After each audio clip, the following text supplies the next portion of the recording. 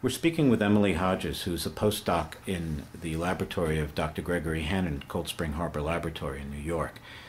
Emily and Greg have both been involved in the Cold Spring Harbor portion of the Neanderthal Genome Project.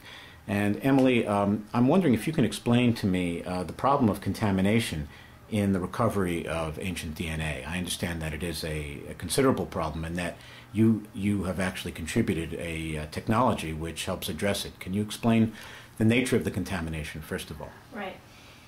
Well, ancient DNA itself presents a particular challenge for those who want to study, it. And we have to address the issues on several levels. The first problem is that, especially from Neanderthal DNA, Neanderthal fossils are found in hot places, in caves, and when the bones are excavated, the material inside the bones is degraded. DNA has undergone a lot of chemical changes that occur over evolutionary time. The bones are 30 to 40,000 years old, and not only that, but in order to extract the DNA, you have to core into the bone marrow. And what do you mean by core?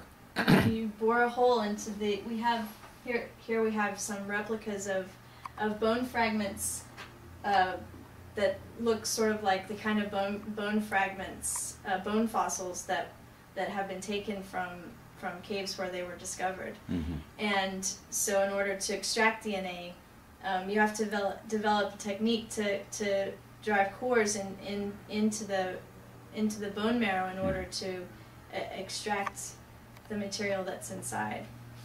And once the material is cored, what happens?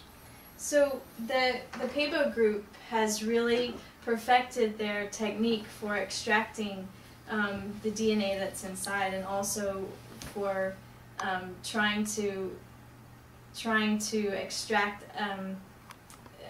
and purify the sample as best as possible, and eliminate or to prevent further contamination of the DNA. How contaminated are the samples that you were working with? The representation of Neanderthal-specific DNA from the material is about 1% of what's actually taken from the cores. So it's 99% or more contaminated. It is 99% or more contaminated with bacterial DNA, fungal DNA, and other types of contaminants that infiltrate the sample over many years.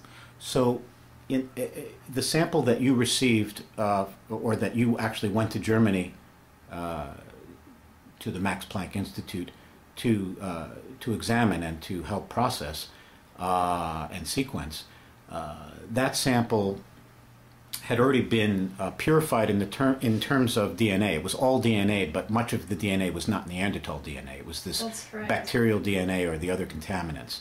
So what did you do? What is your technique? Is a kind of selection or a very targeted kind of sequencing of DNA so that you extract out just a portion of the sample. Is that right? That's correct. So there are several stages of this technique that we have developed that have enabled us to focus on not only the Neanderthal DNA, but also specific regions of the genome that we're interested in looking at. And this technique is called targeted resequencing.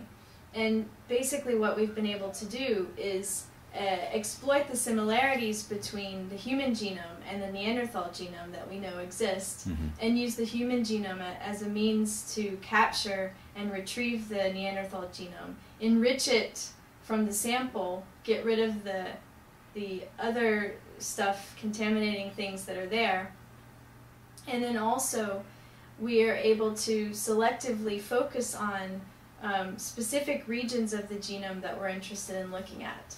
So if I understand you correctly, you wouldn't use this technique if your objective was to sequence the entire length of the genome. That's correct. Which is what the PABO group did do. That's what the PABO group have done. And we're actually using two important technologies together. And one of the technologies that we're using is the new generation of sequencing instruments that have in a very cost-effective way enabled us to sequence genomes at great speed and in much less time than it would have taken 10 years ago. Mm-hmm. And these sequencing instruments enable you to detect very rare molecules that you might not have otherwise been able to detect. So that, coupled with the other technology that we've developed, which is actually the selective resequencing part, where we use human probes to fish out the interesting regions of the genome so that we can focus on those in sequence. So let me ask you one additional question.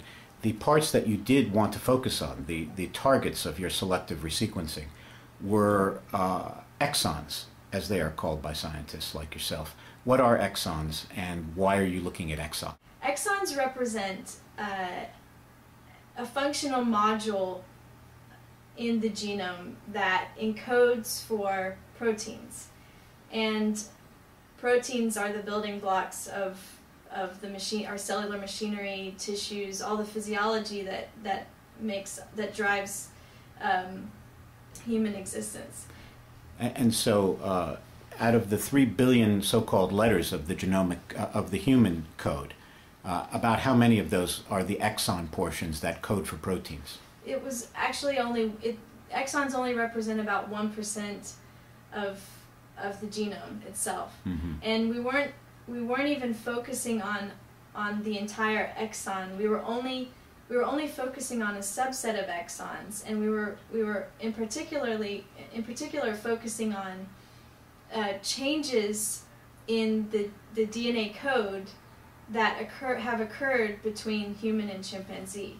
So the idea there would be that if humans and chimpanzees differ in a certain spot within an exon that lead to a different protein occurring in the chimpanzee versus the human, you wanted to see where the Neanderthal fit in that relationship, whether the Right. Neanderthal had a human-like protein from that exon or whether the Neanderthal's protein looked like the chimps, right? Right, that's correct. So when we compared the human genome to the chimpanzee genome, we identified around 14,000 different substitutions, as we call them, or variations that occur inside the exons. Between humans and chimps. That's correct. And these variations potentially lead to changes in protein function, and that's why they're interesting. Mm-hmm. So we wanted to understand whether or not